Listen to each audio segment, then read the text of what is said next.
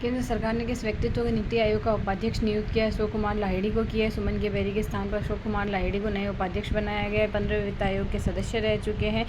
नीति आयोग का पदेन अध्यक्ष प्रधानमंत्री होता है और सीईओ है यहाँ से निधि छिब्बर वी.आर. सुब्रमण्यम के स्थान पर है। NITI Aayog national institute for transforming India की स्थापना 1 जनवरी 2015 को भारत सरकार द्वारा योजना आयोग के स्थान पर की गई थी। यह संवैधानिक किंतु संविधानेतर निकाय है। यहाँ से 17 राज्यसभा का उपसभापति हरिवंश नारायण सिंह को बनाया गया। पहले मनोनीत सदस्य बन गए हैं। 9 अप्रैल 2026 को उनका पिछला कार्यकाल समाप्त हुआ है। हरिवंश राज्यसभा के पहले ऐसे मनोनीत सदस्य जो उपसभापति बने हैं। संयुक्त राजस्थान की CESER समिति का किस भारतीय व्यक्तित्व को निर्वाचित किया गया? प्रीति सरन को किया गया है। प्रीति सरन 3 वर्ष के कार्यकाल हेतु पुनर्निर्वाचित हुई है। आर्टिफिशियल इंटेलिजेंस के विकास, नियमन, आर्थिक प्रभाव के प्रबंधन के लिए 16 अप्रैल 2026 को गठित AI governance and economic group की अध्यक्षता कौन करेंगे? श्री अश्विनी वैष्णव करेंगे। हाँ, अश्विनी वैष्णव करेंगे। यह उच्च स्तरीय अंतर मंत्रालयी निकाय है जो भारत की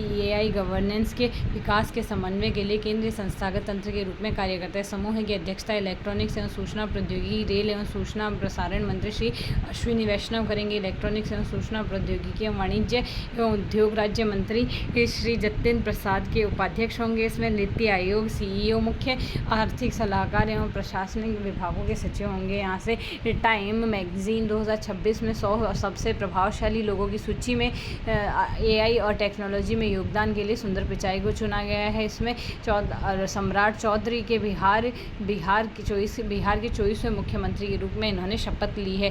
break through prize of science में भारतीय वैज्ञानिक डॉक्टर अतनु नाथ रहे हैं। ब्रेक थ्रू प्राइज में आंध्र प्रदेश उच्च न्यायालय की पहली महिला मुख्य न्यायाधीश जस्टिस लीजा गिल बनी है।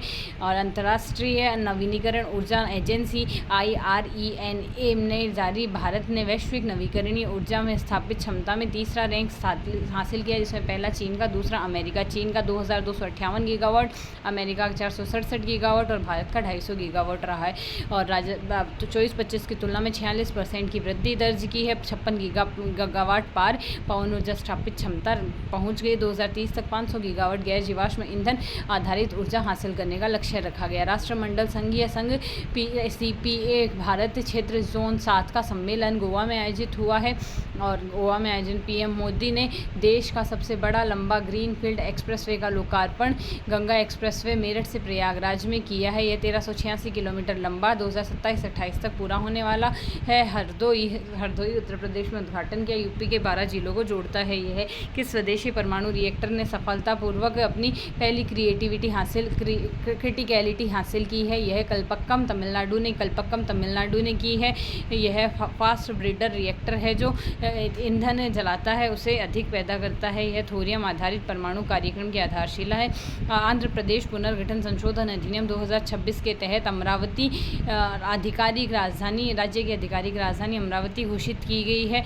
जिसमें अमरावती में आंध्र प्रदेश में कैपिटल रीजन डेवलपमेंट अथॉरिटी अधिनियम 2014 के तहत राजधानी क्षेत्र में शामिल है। PM मोदी की अध्यक्षता में कैबिनेट में हुई बैठकों के अहम फैसले। HPCL परियोजना की लागत बढ़ाकर 43,000 से 79,000 कर दी गई है।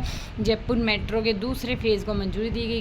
41 किलोमीटर लंबा नॉर्थ साउथ कॉरिडोर प्रहलादपुर से टोडी मोड़ तक जाएगा। इसमें 36 स्टेशन आएंगे। कैबिनेट ने खरीफ फसल में 2026 में न्यूट्रिएंट बेस्ट स्कीम की तहत 41,000 रुपये की सब्सिडी मंजूर की है। यह सब्सिडी फास्टेड और पोटास आधारित खाद्य जैसे DAP व NPK पर आधारित है। यहाँ से अरुणाचल प्रदेश ने 40,000 करोड़ से अधिक की 2 जल विद्युत परियोजनाओं को मंजूरी दी है। इसमें कामले और क्रा डाडी और कुरुंग कुमे जिलों में 1720 मेगावाट के कमला हाइड्रो प्रोजेक्ट्स और 1200 मेगावाट के कलाई सेकंड परियोजना शामिल है। यहाँ से आयुष चिंतन शिविर 2026 का आयोजन नई दिल्ली में किया जा रहा है। यहाँ से दिल्ली देहरादून एक्सप्रेसवे पर स्थित एशिया की सबसे लंबी एलिवेटेड वाइल्ड लाइफ कॉरिडोर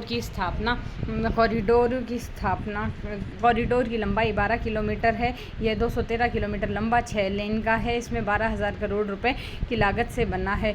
यह जो देहरादून से सहारनपुर के बीच 12 किलोमीटर लंबा है। सी-डेक ने ग्रामीण भारत की महिलाओं में साइबर सखी के रूप में प्रशिक्षित करने हेतु ई-सेफ हर अभियान चला है। बेंगलुरु स्थित भारत अर्थ मूवर्स लिमिटेड फैक्ट्री द्वारा निर्मित पहली स्वदेशी बुलेट ट्रेन B28 मार्च 2027 तक तैयार होने की उम्मीद है।